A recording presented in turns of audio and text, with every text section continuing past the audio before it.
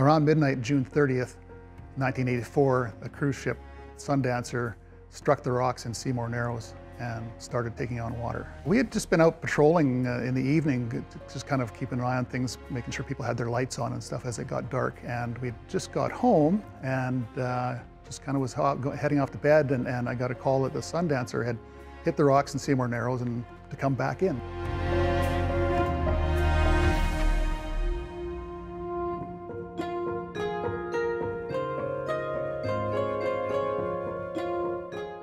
Well, Menzies Bay is a bay just off Seymour Narrows where the water's calmer, and that's when it's quite shallow and flat in there. It's a booming ground actually for log booms. And so they were just idling around in there while they were trying to decide how much damage they had and what to do, basically. We pulled alongside as they were heading for the Duncan Bay dock, and we passed our pumps across to them. Amazingly, there was myself and the other deckhand, and if I tried to lift that thing now, there's no way I could lift that thing.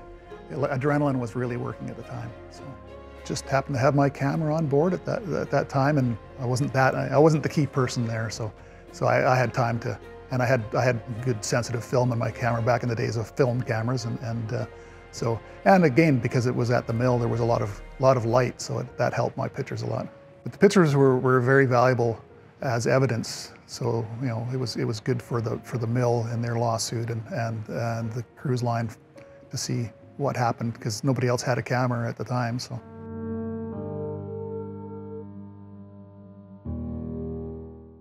There was a point where the ship was unable to maintain their power, and so all their lights went out, and there was sort of that moment where the lights went out and everybody kind of stopped and said, you know, what's going on? And then they managed to bring the lights back on for a while. Emergency power came back on, which really helped.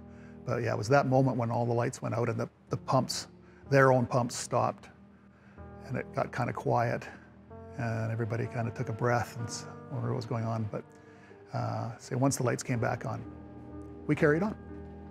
I remember my hair standing on end at that time. It was just, yeah, when I had hair.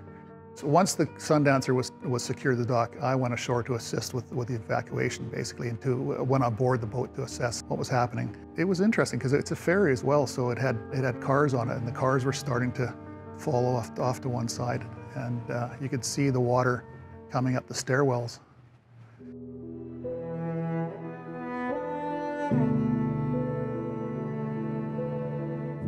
Sundancer came in on its own power from Menzies Bay.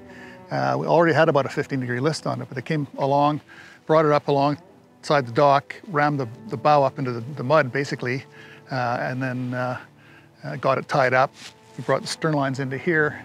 Then the crew from the pulp mill brought a gangway down, a wooden gangway down, and they were able to put it across to the gunport door, one of the lower passenger doors on the ship. And that's where the majority of the passengers were able to get off pretty easily, pretty safely. They disembarked, took off their life jackets, threw them in a big pile, and there was waiting school buses for them, so they took them off into town to be mustered in town. Generally, it was pretty calm for the most part, but I mean, it's a frightening experience, and you know, it's something that I'm sure nobody had ever experienced before. So yeah, there was a lot of people who were very grateful to get down those ladders and onto the dock, and got hugged and kissed a few times. So.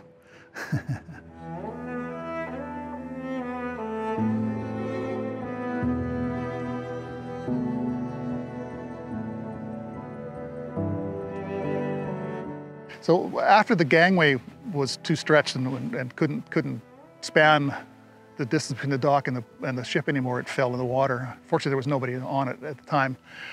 So they decided to bring the rope ladders down from the lifeboat deck, bring them down, attach them to the bull rails on the dock, and people came down the rope ladders, which was working quite well.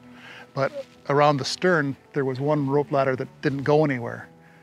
It was because it was beyond the dock. So unfortunately, from some misdirection or whatever, some people were coming down that ladder. There was people coming down behind them, so once they got to the bottom, realized they couldn't go any further, the people that were coming down were stepping on their fingers and that, so they had no choice but to let go and drop in the water. But fortunately, there was one of our Zodiacs was on hand to pick them up at the time, so nobody spent too much time in the water. It was a pretty dramatic sight to see people dropping in the water. I mean, I knew that they were going to be picked up fairly quickly, but it's still not something we'd like to have happen. As the ship was listing over, as it was sinking, it was listing more and more.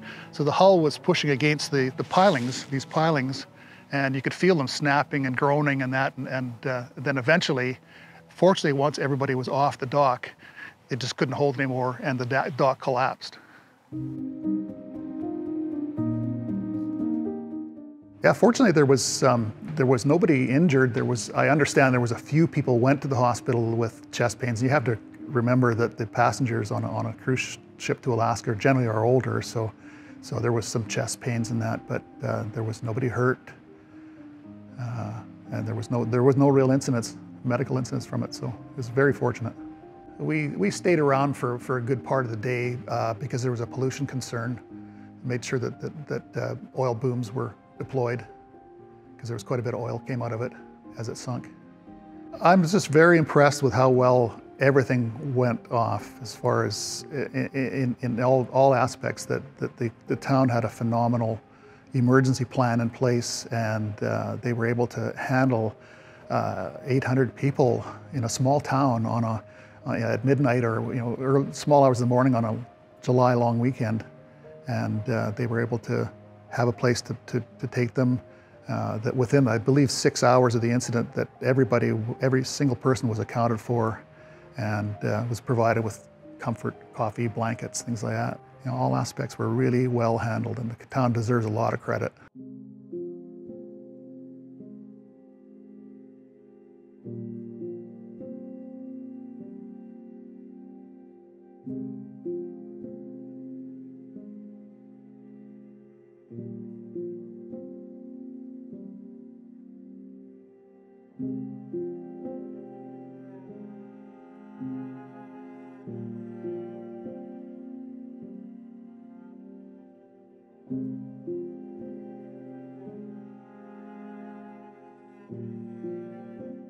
Some of the passengers came back to Campbell River on the anniversary, and the cruise line donated money for fireworks, because this all happened on the July 1st weekend, so they donated money for the town to have a fireworks display.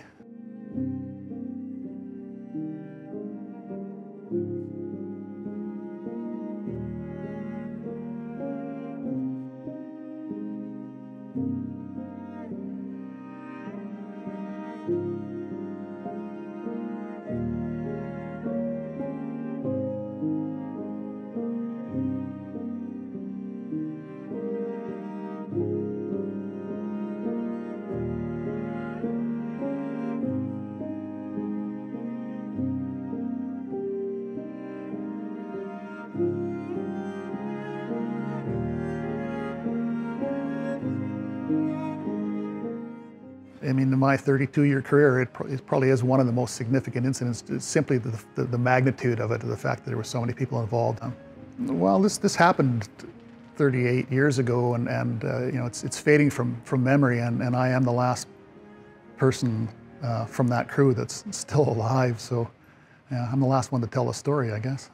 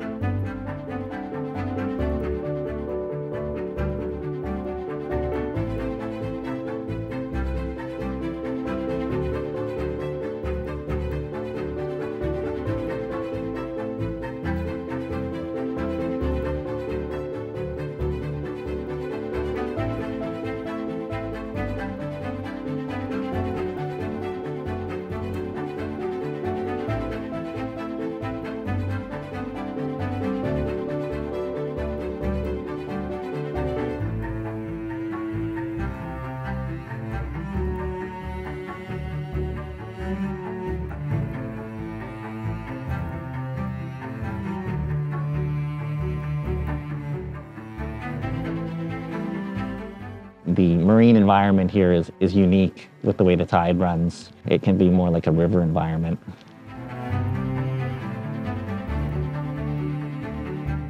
Cape Mudge being right down here, a predominant wind direction is southeast in the wintertime. So when you've got a strong flood tide opposing a southeast wind, you get really tough weather conditions down there, causing problems for anybody. So we typically do about 150 search and rescue calls on average each year out of this station, and the majority of them are concentrated off of Cape Mudge.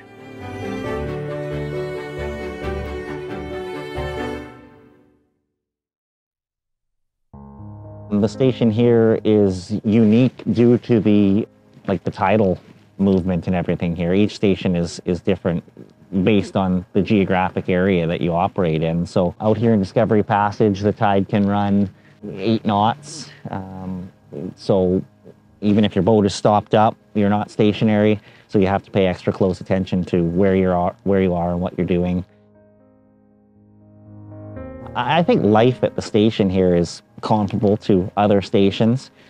This one is less remote, so the crew can, get in the truck and go to town and purchase things the station needs for operation, whereas other sites are very remote, so equipment needs to be brought in.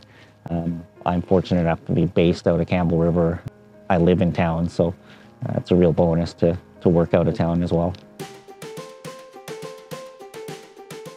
It can be a pretty cool job. Yeah, these boats are really neat, and people seem to stop and notice the vessel and take interest in it. And it's nice to see how interested people are in these boats and what we do. We have people approach us all the time, and those interactions are neat.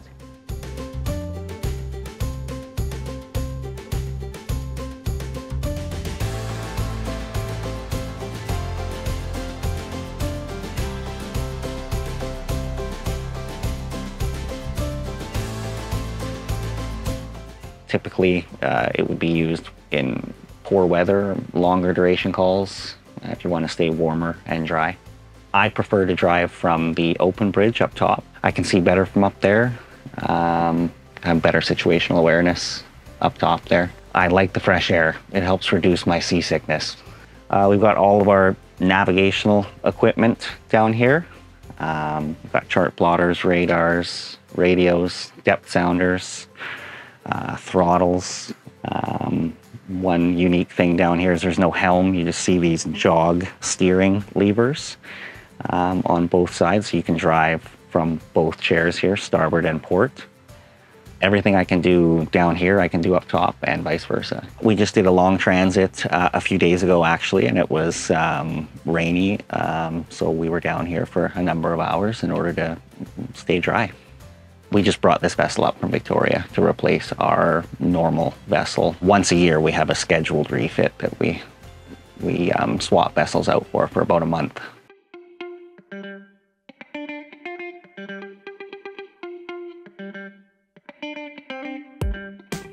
This is sort of our primary storage area where we keep all of our equipment. We've got some firefighting equipment on board. Primarily, it's all of our first aid equipment that we use. So we've got stretcher packs and such here, blankets. This device we can put the stretcher on to move patients over rough terrain. You see the heavy duty tire here. Some life jackets, additional stretchers over here, and then smaller equipment in the totes here.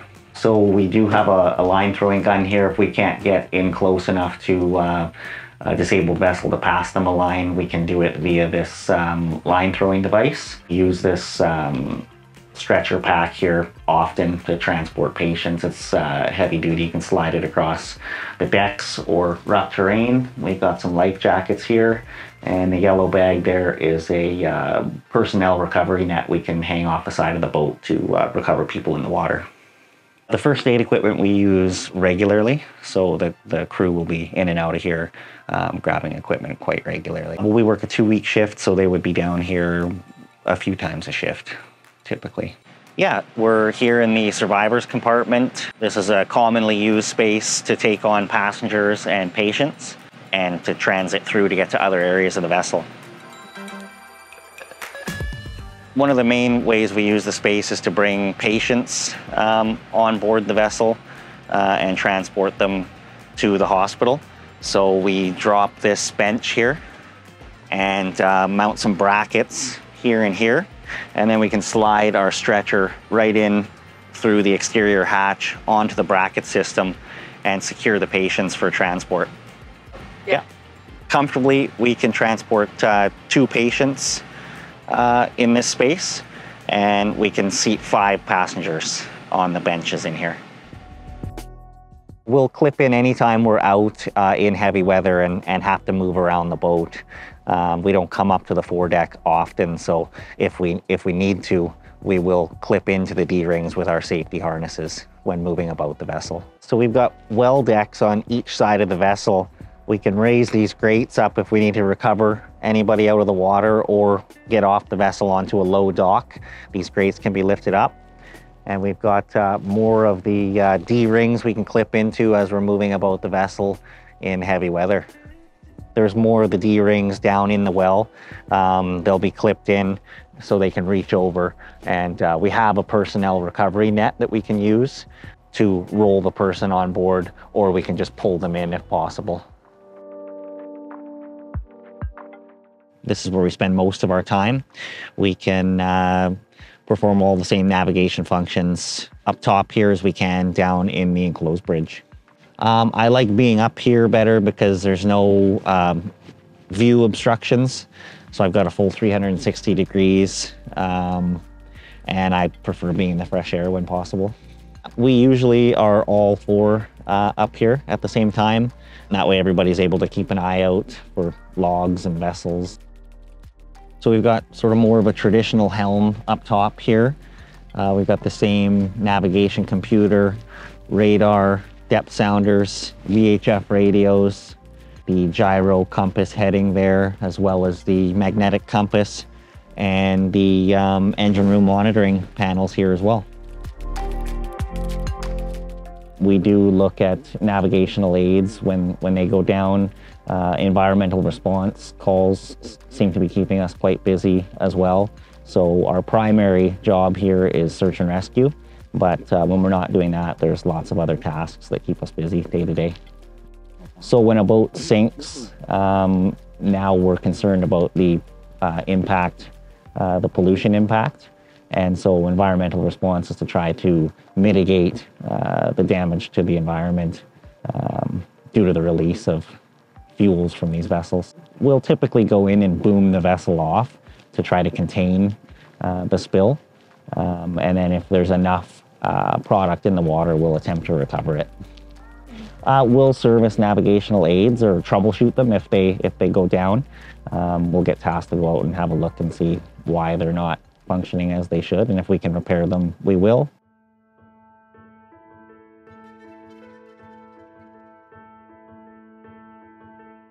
So I started on the larger vessels for a number of years, and they are longer shifts. They're a month on, month off shift system, and you work a 12-hour day at sea. Got to see a lot of the coast that way and accumulate a lot of sea time as well, which goes towards certificates of competency if you decide to go that route. So I really enjoyed my time at sea. It was different, having not had any experience working on the water, to now be working on a large ship offshore was a different experience for me for sure, and it did take some getting used to, yeah.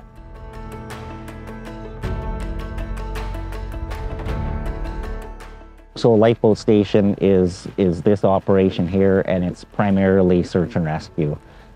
So it's a 2-week on, 2-week off shift cycle. And you're on call for that whole duration. So any after-hour call-outs, you get paged and you go out and respond. So we've got 2 deckhands, an engineer, and a captain at each station. For our 2-week on cycle, there's 4 of us here, and when we go off for 2 weeks at a time, the other crew of 4 will come on and perform the same functions. So I'm the captain, and I'm responsible for the operation of the station. The engineer will maintain the vessel and troubleshoot any issues that come up mechanically with the vessel and with the station and the staff accommodation. and the deckhands they'll do basically everything. They'll help me, they'll help the engineer. When we are doing calls, they're sort of the primary tool. They'll get off the boat and deal with whatever's happening. They're rescue specialists as well, so they've got first aid training. And they operate the fast rescue craft as well.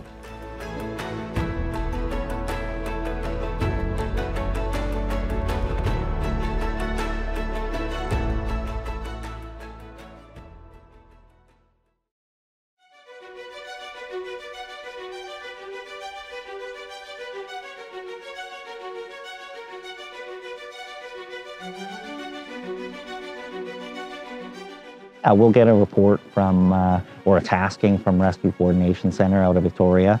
They'll give us the information that they have, and then we'll make a decision at that point as to which vessel we feel is most suitable to respond to the scenario. So a lot of times we'll bring both vessels with us, so that we have all the tools in our toolbox in order to do the best job that we can. We do a lot of medevacs. So people that get injured off of boats or out of remote areas ashore. So we'll go in and recover them and transport them back to town so they can get up to the hospital. So that's a big part of what we do here. We'll tow a lot of disabled vessels if it's sort of a higher risk situation, like the weather's bad or they're getting close to shore or something like that. We'll go out and we do a lot of towing from this boat. And we do a lot of searches as well for boaters that are overdue. So it varies. You never know what you're going to get any given day.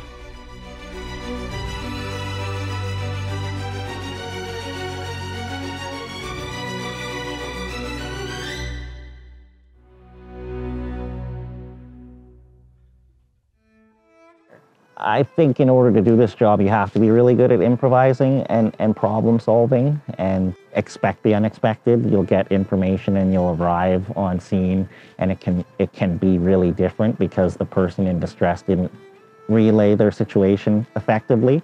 So I think just generally to expect the unexpected and not come to any conclusions until you've arrived and confirmed what exactly it is you're dealing with is a big part of it.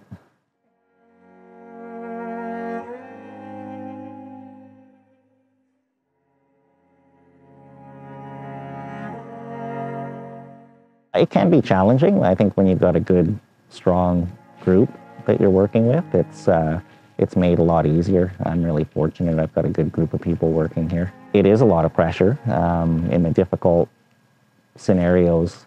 You know, I'm responsible for their safety and mine, and that's a big responsibility, and there is a lot of pressure there for sure. That's the most important part of the job, is getting everybody back home.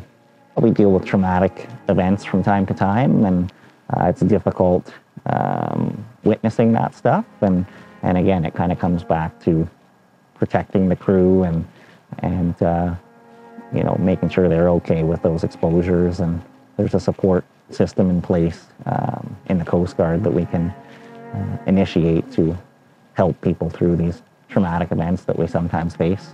Yeah, we can access counseling if we need to. That's a really valuable tool to use, I find personally. And then there's also more of a peer critical incident stress team that will come and help out with debriefings and such as needed. Yeah, and it affects everybody differently. Me personally, sometimes you'll think hasn't impacted you, and then you'll realize in the future that maybe it has. You're still thinking about it, and you know, maybe feeling tired or burnt out. So it's nice to talk about it. It can be a dangerous job when the weather conditions are up and it's middle of the night, and you're tasked to deal with a difficult situation. But again, it's our responsibility to slow down and do what we can do. And it's really nice when we can contribute to a positive outcome, and it can be difficult when things don't turn out the way we'd like them. Depending on the weather conditions, we may not be able to get to a vessel We may not be able to locate an individual or a vessel depending on the weather conditions. And certain weather conditions are outside of the capabilities of the crew and the vessel. So we have to weigh all of that before departing. No, I've always managed to respond. The outcome isn't always what we want it to be, but I've always managed to respond. We always try.